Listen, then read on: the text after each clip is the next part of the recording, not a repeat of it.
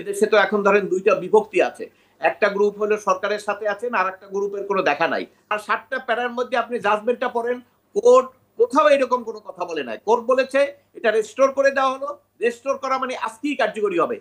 Advocate Manjul Morshed, জানতে চাই যে যেই যুক্তিতে এর আগে তত্ত্বাবধায়ক সরকার ব্যবস্থা বাতিল হলো, আজকে আপিল বিভাগ যখন আবারও এই তত্ত্বাবধায়ক সরকার বাতিলের যেই রায় সেইটিকে অবৈধ ঘোষণা করে ফিরিয়ে আনলেন, সেই যুক্তির আসলে আইনি ব্যাখ্যা কি আমরা পেলাম, বা কি হলো আসলে, কি ব্যাখ্যা আপনার কাছে আছে? ধন্যবাদ আপনাকে। প্রথমত হলো, আপনি যে কথাটা বলেছেন সেটা তো একটা বিতর্ক আছেই, কেন আপনার মানুষ দেখে বিচার করেন এবং বিচারক পরিবর্তন হয়, কিন্তু রায় কিন্তু পরিবর্তন হয় না। সেটাই কিন্তু আমাদের একটা প্রবাদ আছে এবং আগে থেকে আমরা এটা জানতাম। কিন্তু এখন আমরা ইদানিংকালে দেখছি বা আগেও দেখেছি, আপনি জানেন যে মার্শাল্লাহ নিয়ে প্রথম যখন মার্শাল্লাহ চ্যালেঞ্জ করে আসলো সুপ্রিম কোর্টে, সেখানে সুপ্রিম কোর্ট কিন্তু বলল যে martial law is the supra law, full court appellate division.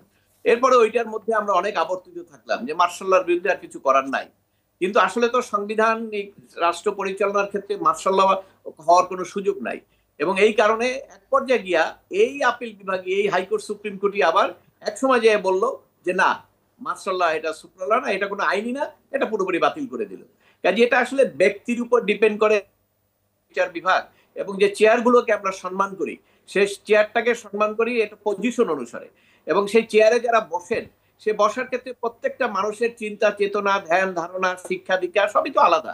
যদি সেক্ষেত্রে এটা হতে পারে এবং হলেও সেইটার একটা ইম্প্যাক্ট আছে। যেমন মানুষ আজকে আলোচনা করছে, আপনি প্রশ্ন করলেন যে এই রায় যে আজকে হলো, ভবিষ্যতে কি আবার আরো কোনো আপিল বিভাগ 50 বছর পরে বা 20 বছর পরে বসে এরকম কি বলবে কিনা যে না এই রায়টা কি হয়েছিল সেটাও সঠিক হয় না? হতে পারে, সেটা আশ্চর্য হওয়ার কিছু নাই। তো আমি বলবো সেইটার চেয়েও বড় কথা হলো যে আপাতত আমরা যে একটা বিতর্কের মধ্যে ছিলাম যে আমরা দেশের সুষ্ঠু নিরপেক্ষ সরকার তত্ত্বাবধায়ক সরকার চাই, সেটি চাওয়ার ক্ষেত্রে আমাদের জনগণের একটা প্রত্যাশা ছিল এবং রাজনৈতিক দলও দেখেছে যে সেটি ধ্বংস করে কিন্তু সেই রাজনৈতিক দলগুলো একটা বিতর্কে জড়িয়ে পড়েছে এবং নির্বাচন নিয়ে বিতর্ক হয়েছে। যার ফলে দেখবেন 24-এর 5ই আগস্টের আগেও যারা আজকে এখানে রিভিউ পিটিশন ফাইল করেছেন, অ্যাপিল করেছেন, তারা সবাই কিন্তু বলছিল যে এখনই চাই তত্ত্বাবধায়ক সরকার। কিন্তু আমরা দেখলাম শুনানির সময় হঠাৎ করে এসে আপনার বদিউল আলম মজুমদারের সাহেবের আইনজীবী, বিএনপি জামাত তাদের আইনজীবী, তারা সবাই বললেন হ্যাঁ আমরা তত্ত্বাবধায়ক সরকার চাই, কিন্তু এখনই না, একটু পরে চাই। এবং যেহেতু ওনারাই আপিল করেছেন, ওনারাই আপনার চাচ্ছেন, সেক্ষেত্রে আদালত কিন্তু ওনাদের কথার বাইরে না গিয়ে আদালত যে রায় দিয়েছেন সেটা ওনাদের বক্তব্যকে সাপোর্ট করে দিয়েছেন, যেহেতু ওনারা চান। আর ওনারা তো এখন একটা অংশের পুরো রিপ্রেজেন্টেটিভ তারা। এদেশে তো এখন ধরেন দুইটা বিভক্তি আছে, একটা গ্রুপ হলো সরকারের সাথে আছেন, আর একটা গ্রুপের কোনো দেখা নাই। অর্থাৎ যারা সরকারের সঙ্গে আছেন তারা কিন্তু টোটাল গ্রুপই আপনি বলতে পারবেন ইনফোর্স। অর্থাৎ তারা এখানে সবাই বলেছেন আমরা চাই তত্ত্বাবধায়ক সরকার, তবে এখন না। এটার অর্থ হলো যে এখন যে ডক্টর ইউনূস সাহেব যেটা আছেন উনি থাকবেন, উনি নির্বাচন করবেন, কেন এখন পর্যন্ত সবাই আস্থা আছে। তবে যদি কালকে আবার ওনার এই ডক্টর ইউনূস সাহেবের উপরে আস্থা কোনো বড় দলের না থাকে, তাহলে পরের দিনে কিন্তু আবার তারা বলবেন যে না, তত্ত্বাবধায়ক সরকার কিন্তু তাকে দিয়ে করা যাবে না। মনির ভাই, আমি একটু শুধু জাজমেন্টে রেফার করে, জি জি, আপনি শেষ করুন। পুরো মিডিয়ায় আজকে একটা মিসলিডিং সংবাদ আপনারা দিয়েছেন, আমি জানি না কেন দিয়েছেন। সেটা হলো বলেছেন আপনারা যে চতুর্দশ সংশোধনী পার্লামেন্ট থেকে নাকি এটা কার্যকরী করতে হবে। 7টা প্যারা আছে, 7টা প্যারার মধ্যে আপনি জাজমেন্টটা পড়েন, কোর্ট কোথাও এরকম কোনো কথা বলে নাই। কোর্ট বলেছে এটা রেস্টোর করে দেওয়া হলো, রেস্টোর করা মানে আজকেই কার্যকরী হবে। তবে ওইখানে আবার বলে দিয়েছেন না, এটা যেদিন আর্টিকেল 58B এবং সি এফেক্টিভ হবে সেদিন থেকে কার্যকরী হবে। অর্থাৎ 58B সিতে কি আছে বলছে যে প্রধান উপদেষ্টা যখন তত্ত্বাবধায়ক সরকারের প্রধান উপদেষ্টা রাষ্ট্রপতি যখন নিয়োগ করবেন, এইটা হলো 58B, তো সেদিন থেকে কার্যকরী হবে। অর্থাৎ রাষ্ট্রপতি যদি প্রধান তত্ত্বাবধায়ক সরকারের প্রধান উপদেষ্টা নিয়োগ করেন আজকে থেকেই কার্যকরী। আর উনি যদি 10 বছর পরে নিয়োগ করেন তাহলে এই 10 বছরে তত্ত্বাবধায়ক সরকার হবে না, কারণ এইটি হলো আজকের রায় স্প্লিট। সেই কারণে আমরা বলবো যে রাষ্ট্রপতি যখনই তত্ত্বাবধায়ক সরকারের প্রধান উপদেষ্টা নিয়োগ করবেন সেদিন থেকে কার্যকরী। আপিল বিভাগ কিন্তু তাই বলেছেন এবং এটাই প্রসপেক্টিভ বলেছেন। কালকে হলে কালকে, 2 সপ্তাহ পরে হলে 2 সপ্তাহ। আর একটা বিষয়ে আপনার দৃষ্টিগোচর করতে চাই, আপনি নিশ্চয়ই জানেন যে সুপ্রিম কোর্ট সচিবালয় অধ্যাদেশের খসড়া আজকে অনুমোদন হয়েছে।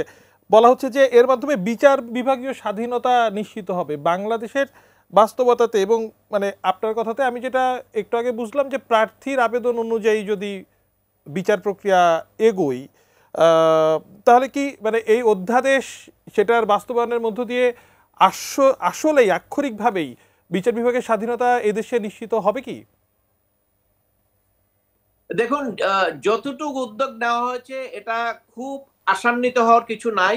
কারণ আমরা যদি যখন মাননীয় প্রধান বিচারপতি যখন বললেন যে যেদিন আপনার প্রধান উপদেষ্টাকে একটি সভায় ডাকা হয়েছিল, আগের দিন রাতে বলেছিলেন আমরা সুখবর পেতে পারি, তখনই আমরা ধারণা করেছিলাম এই ধরনের একটা ঘোষণা আসবে, ভালো হবে।